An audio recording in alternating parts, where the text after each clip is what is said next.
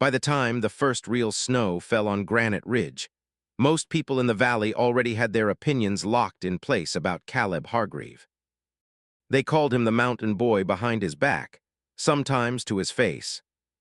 He was 23, tall and wiry, with wind-burned cheeks and a habit of listening more than he spoke. He, grown up drifting between foster homes after his father died in a logging accident, and his mother followed him not long after. When he aged out of the system, he didn't head for Denver or Salt Lake like everyone expected. He went the opposite direction, up. Granite Ridge wasn't a town so much as a scattering of stubborn souls clinging to the eastern slope of the Rockies. A general store. A diner that smelled like burnt coffee and bacon grease. A handful of cabins, some new, some dating back to the mining days, all of them built the same way. Peaked roofs, heavy beams, thick insulation stacked against the kind of winters that could kill a man who underestimated them. Caleb underestimated nothing. He spent the summer hauling scrap lumber, salvaged windows, and warped metal sheets up a narrow trail that locals barely noticed anymore.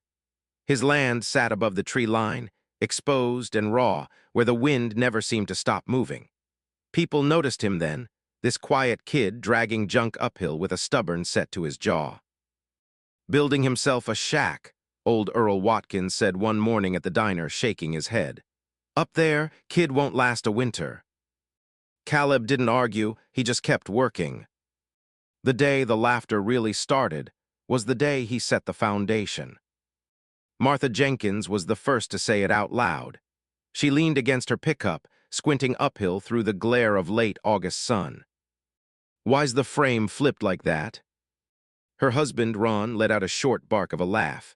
Hell if I know, looks like he's building it upside down. Word spread fast. In a place like Granite Ridge, novelty was a currency people spent freely. By sundown, half the town had wandered up the trail, pretending to be curious, not judgmental. Caleb stood ankle-deep in dust, sweat darkening the collar of his flannel as they stared at the structure taking shape. The roof trusses angled downward toward the ground. The wider base sat on top, tapering as it rose. Windows were framed low, almost at ground level. Someone whistled. "You planning on living in a turtle shell?" a man called out. Another voice chimed in. "Snow's gonna bury that thing in a week." Caleb wiped his hands on his jeans. His voice was calm, steady. "Snow's the point." That earned him a fresh wave of laughter. Ron Jenkins stepped forward, arms crossed. "Kid, gravity don't work different just 'cause you want it to. Roof goes up top, always has." Caleb met his eyes. Not always. There was something in his tone, not defiance exactly, but certainty, that made Ron hesitate. Still, the damage was done. Once people decide you're a fool, they don't wait for proof. From that day on, the jokes became part of the routine. Every trip into town meant comments shouted across the street. Every coffee at the diner came with someone asking if he'd installed a door yet, or if he planned to crawl in through a chimney like a groundhog. Caleb listened, he always listened. What they didn't know, what he never explained, was that the idea hadn't come from stubbornness or pride. It came from a night when he was 12 years old, huddled in a freezing trailer with a foster brother who wouldn't stop coughing.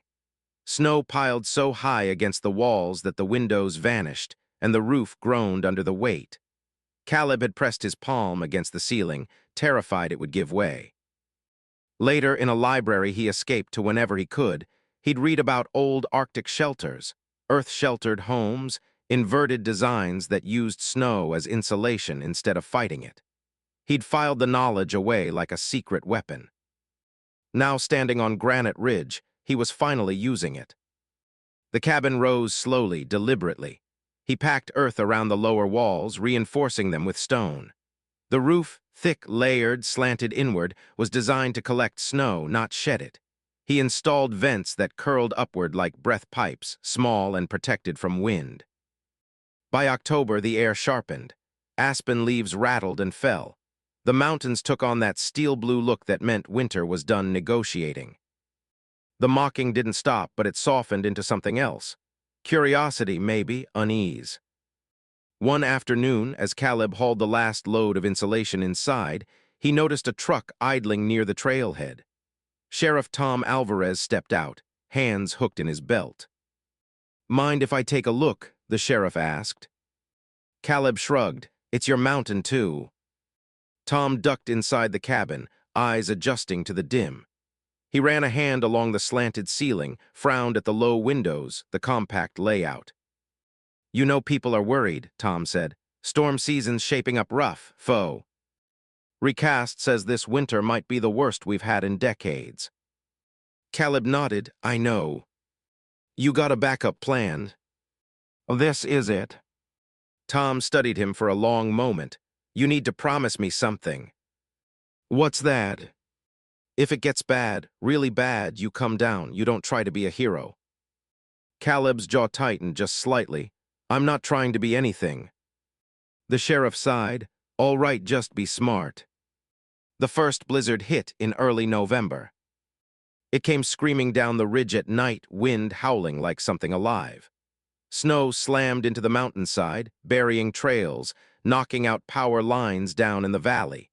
People hunkered in their cabins, listening to roofs creak and rafters complain. Down below, lights flickered out one by one. Up above, Caleb lay awake on his narrow cot, counting his breaths. Snow pressed against the walls, heavy and dense, exactly as he'd planned. The temperature inside the cabin barely dipped. The wind passed over him instead of through him. The structure didn't fight the storm, it disappeared into it. By morning, Granite Ridge looked like a world erased. Drift swallowed fences. Roads vanished. Ron Jenkins stood on his porch, staring uphill through binoculars, trying to spot the mountain boy's cabin. He couldn't see a thing. "Damn fool," Ron muttered. "He's buried." By the third day, concern replaced mockery. The sheriff organized a search party, men strapped on snowshoes carrying radios and shovels. Martha Jenkins clutched her coat tight, eyes fixed on the ridge. "He's just a kid," she said. "He didn't deserve this." They reached the spot where the cabin should have been. There was nothing but snow. No roof, no walls, no chimney. Just a smooth, wind-carved mound blending seamlessly into the mountain.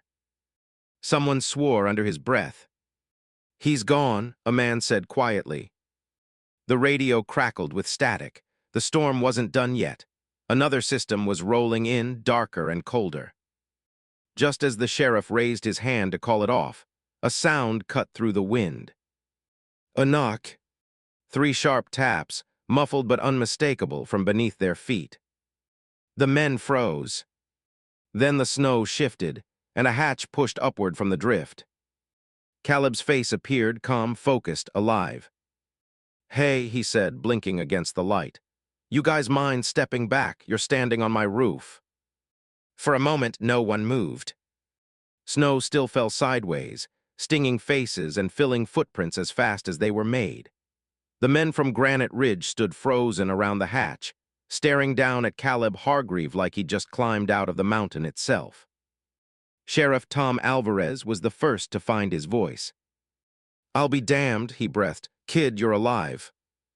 Caleb nodded, pushing himself up through the opening. Snow slid off his shoulders in heavy clumps. "Been alive the whole time." Someone let out a shaky laugh, half relief, half disbelief. Another man reached out, steadying Caleb as he climbed fully onto the surface of the drift. Up close, they could see it clearly now. The hatch was flush with the snow, reinforced steel framed with timber, angled so the wind skimmed right over it. Ron Jenkins stepped forward, eyes wide. "Where's the cabin?" Caleb looked around, then down. "You're looking at it."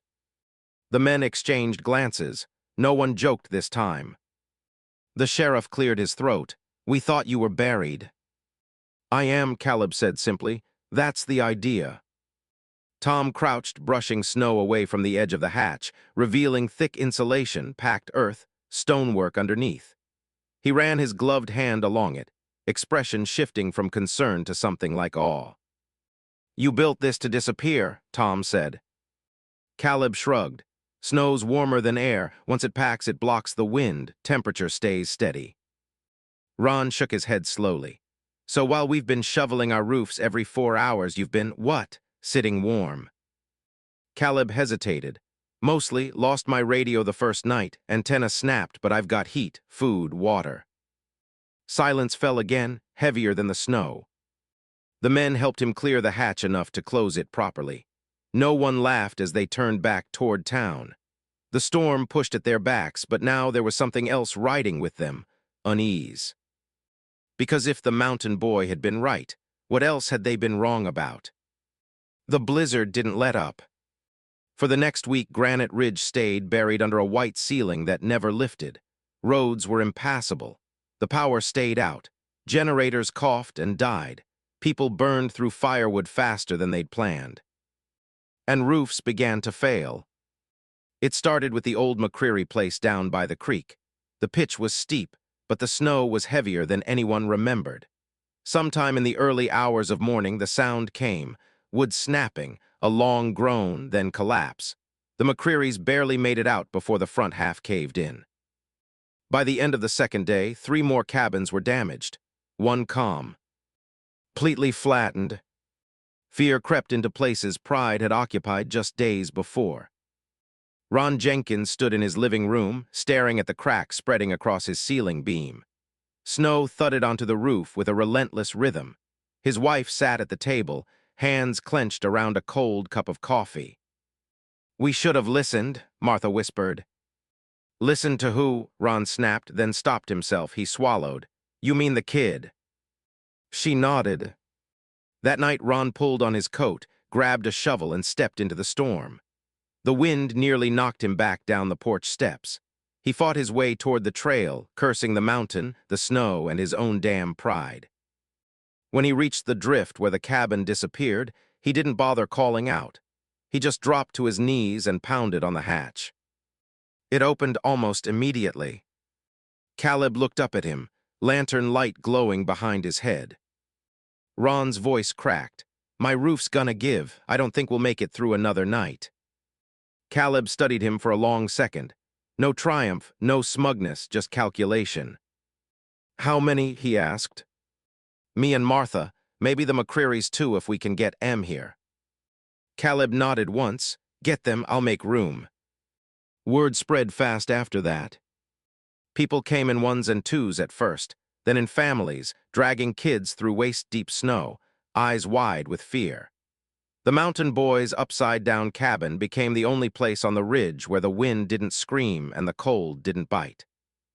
Inside, it was tight but warm. The walls hummed softly under the weight of snow like a held breath. Lanterns cast steady light. The air smelled like wood, earth, and soup. Caleb moved among them quietly, handing out blankets, ladling food, checking vents. He didn't say, "I told you so." He didn't say anything at all unless someone asked. A little girl tugged on his sleeve. "Is your house magic?" He smiled at her. "No, just listening to the mountain instead of arguing with it." Down in the valley, the situation worsened. The blizzard merged with another system rolling down from Canada. Temperatures plunged. Emergency crews were stretched thin. Granite Ridge was officially cut off. On the 5th night, the wind reached a pitch that sounded like screaming. Snow compacted so hard against the cabin walls it felt like being buried in concrete. People huddled close, whispering prayers, listening for cracks. None came. Instead, the cabin held. Above them, roofs collapsed, timber snapped. The sound echoed across the mountain like gunfire. Caleb sat near the hatch, jaw tight, listening. Every instinct screamed to help, but there was no safe way out now. The storm owned the ridge. Sometime near dawn, a deep rumble rolled through the ground. An avalanche. It thundered down the upper slope, a moving wall of white swallowing everything in its path. The impact shook the cabin violently. People screamed. Lanterns swung. Dust drifted from the ceiling. Then stillness. Snow pressed in tighter, heavier than before. For several seconds, no one breathed. Caleb moved first. He checked the vents, clearing packed snow with practiced hands. Air flowed, the structure didn't shift. "We're okay," he said, voice steady. "We're still okay." Up above, the avalanche buried what remained of 3 cabins completely. When the storm finally broke 2 days later, the mountain emerged changed. Granite Ridge looked like a battlefield, splintered wood, half-buried vehicles, roofs collapsed under the weight they were never meant to carry. In the middle of it all sat a smooth, rounded mound, intact, quiet, unbroken. Reporters arrived with the plows. Cameras followed, questions flew. Who built this? How did it survive? Why didn't anyone listen? Caleb stood off to the side, watching neighbors hug each other, cry, take stock of what was lost and what wasn't. Sheriff Alvarez approached him, removing his hat. "You saved lives," he said. Caleb shook his head. "They saved themselves, I just had space." The sheriff looked back at the cabin, then at the mountain beyond it. "You planning on leaving now that people know your secret?" Caleb thought about the Foster homes, the trailer, the night he'd pressed his hand to a failing roof and promised himself he'd figure out a better way. "No," he said, "I think I'm just getting started." Behind them, the ridge stood silent, waiting. Spring didn't come to Granite Ridge the way it used to. When the snow finally loosened its grip, it didn't melt politely and move on. It slumped, slid, and collapsed in heavy, exhausted sheets, revealing a landscape that looked older than it had before. Scarred timber, twisted metal, the bones of cabins that had stood for generations and still hadn't been strong enough. Insurance adjusters came and went. FEMA trucks rumbled up the mountain road. Clipboards appeared, so did arguments. Some families had nothing left but foundations and memories. Others were staring at repair costs. Hat might as well have been written in another language. Granite Ridge had always been tough, but this winter had pushed it to the edge of abandonment. And in the middle of it all sat Caleb Hargreaves' cabin, still half-buried, still solid. People stopped calling it upside down. They called it the Hold, because it had held when everything else failed. Caleb didn't plan to become anything to anyone. He just kept doing what he'd always done, waking early, checking the structure, clearing vents, making small improvements. He reinforced the entry tunnel. He expanded one wall outward using the same inverted principles, careful not to compromise the load distribution. But people watched now. Ron Jenkins showed up one morning with coffee and a notebook. He stood awkwardly, like a teenager waiting outside a principal's office. "You think you could look at my place?" Ron asked. "What's left of it?" Caleb took the coffee. "Sure." That turned into 2 cabins, then 5. Caleb walked the ridge with a pencil tucked behind his ear, pointing at slopes, sketching in the snow, explaining how wind moved, how snow packed, how the mountain didn't punish you if you stopped fighting it. Some listened, some argued. "You're telling me to bury my house," a man scoffed. "I'm telling you to shelter it," Caleb replied. "There's a difference." Not everyone liked hearing that the way things had always been done might not be the way forward. Tradition ran deep up here, so did pride. The pushback came quietly at first, then louder. At a town meeting in the diner, now operating on a generator that rattled like it might give up any second, a man stood up and pointed at Caleb. "This isn't who we are," he said. "We don't hide from winter, we build strong and face it." Caleb didn't flinch. Strong doesn't always mean tall. Murmurs rippled through the room. Martha Jenkins stood up next. "Strong means surviving." That ended the argument for the moment. But word of the cabin had spread beyond Granite Ridge. A regional news station ran a segment titled "The House That Let the Blizzard Win." An architecture blog picked it up. Then a climate resilience forum shared it. Emails started arriving, slow at first, then in clusters. Engineers, students, investors. Caleb ignored most of them, until one email stuck. It was short, no buzzwords, no promises of money. Just a question: would you be willing to explain why this works? The sender was Dr. Ellen Morales, a structural engineer out of Boulder who specialized in extreme weather design. She drove up the ridge a week later, boots muddy, eyes sharp, notebook already open.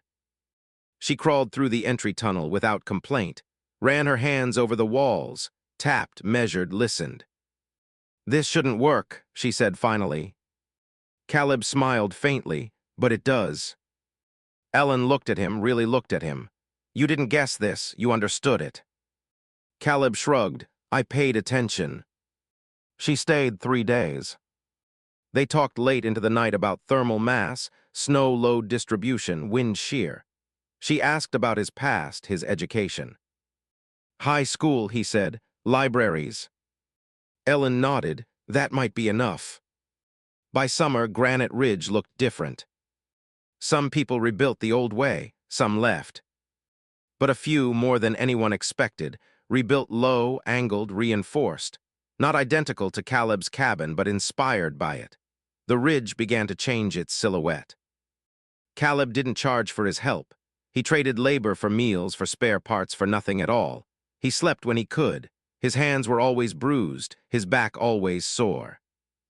One evening, as the sun bled orange across the mountains, Ellen stood beside him, watching a new foundation being packed with earth. You could do more, she said. You know that, right? More than this, Caleb asked. More than just this ridge, she said. What happened here is going to happen elsewhere. Stronger storms, heavier snow, people building like it's still 1980. Caleb said nothing. That night the wind shifted. Not the screaming winter wind, but a dry, uneasy one that rattled the grasses. The sky stayed clear, but the air felt tight, like the mountain was holding its breath again. The radio crackled to life in the early hours. A storm warning. Not snow. Wind. The kind that ripped roofs clean off and turned debris into weapons. Granite Ridge braced itself. By dawn, the gusts howled through the valley, bending trees sideways. People scrambled to secure what they could. Caleb moved fast, checking the newer builds, reinforcing weak points, redirecting airflow where possible. The wind hit full force by midday. Cabins shuddered, windows shattered, a roof panel peeled back like paper. The hold didn't move. But one of the newer builds, half inspired, half rushed, groaned under the pressure. Caleb was inside when the beam cracked. A sharp, splintering sound cut through the roar of the wind. Someone screamed. Caleb lunged, sheeing a woman and her son toward the exit tunnel as the ceiling began to fail. The beam came down hard. Pain exploded through his shoulder as the weight pinned him. The wind screamed louder. Caleb, someone shouted. Dust filled the air. The structure held, but barely. Caleb gritted his teeth, fighting for breath. This wasn't the mountain testing him anymore. This was consequence. And whether Granite Ridge would truly change or fall back into old habits hung in the balance. The beam crushed down against Caleb's shoulder, like the full weight of the mountain had finally decided to speak. White-hot pain ripped through him, stealing the air from his lungs. For a moment, all he could hear was the wind and the ringing in his ears. The world narrowed to splintered wood inches from his face and the smell of dust and fear. Caleb, Ellen's voice cut through the chaos. Don't move. Easy for her to say. His body had already gone rigid, muscles screaming, instinct fighting pain. He forced himself to breathe slowly, shallowly, the way he'd learned years ago in places where panic only made things worse. I'm pinned, he said, voice rough but steady. Beam, compromised, not failed, don't pull it yet. The wind hammered the cabin, shrieking through every gap it could find. Outside, something slammed against the wall with a metallic clang. Inside, the woman he'd shoved toward the exit was crying quietly, clutching her son so tightly the boy's face was buried in her coat. Ellen crouched near the beam, eyes scanning the load points. You're right, she said. It's still carrying weight if we yank it. It all comes down, Caleb finished. Ron Jenkins was there too, face pale, hands shaking. Tell us what to do. Caleb swallowed, pain flaring again. We redistribute, pack snow against the outside wall, use the mountain, same principle. Ron hesitated only a second before shouting orders. Men and women moved despite the wind, shoveling snow against the exposed side of the structure, packing it tight, dense, heavy. Minutes stretched. The beam creaked but held. Caleb felt pressure ease just slightly. Enough. Now, he said, slow, lift just enough to slide me out. They did inch by inch, breath held, the wind screaming its protest. When the beam finally cleared his shoulder, Caleb collapsed onto the floor, gasping. His arm burned, numb, and useless. Ellen was at his side immediately, cutting away fabric, checking for deformity. "You're lucky," she said quietly. "Separated shoulder, nothing shattered." Caleb managed a breathless smile. The cabin did its job. The storm raged for another 6 hours. When it passed, Granite Ridge stood again, damaged, shaken, but standing. And something else stood too. Respect. Not the kind that comes from novelty or fear, but the kind earned when someone bleeds alongside you and still puts others first. Caleb spent 2 weeks in a sling. 2 weeks where he couldn't lift, hammer, or haul. 2 weeks where he had no choice but to sit and talk. People came to him instead of the other way around. They asked real questions now about design, about why certain rebuilds failed, about how to do it right. Ellen returned to Boulder and came back with plans, formal ones this time. Permits, codes, revisions that made inverted, earth-sheltered designs not just possible but approved. "It's going to take time," she told him, standing on the ridge as summer leaned toward fall. "People don't change overnight." Caleb looked out over the mountain. The mountain doesn't either. The next winter arrived early. Forecasts warned of another brutal season. Heavy snow, high winds, Arctic cold. This time, Granite Ridge didn't panic. Cabins sat lower, rooflines angled inward. Earth was packed deliberately, not desperately.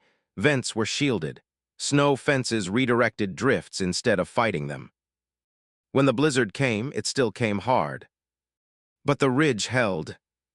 People stayed warm, roofs stayed intact. The mountain whispered instead of screamed.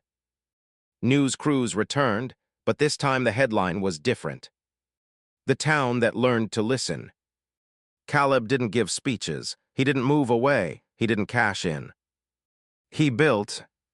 Years passed. Granite Ridge became a case study, a quiet example taught in classrooms and cited in reports, not because it was flashy, but because it worked. And at the top of the ridge, half buried in snow, sat the cabin that started it all. Upside down, unmoving, unmocked. Sometimes, when the wind was right, you could hear it. Not the storm, not the fear, but something steadier. A mountain finally heard.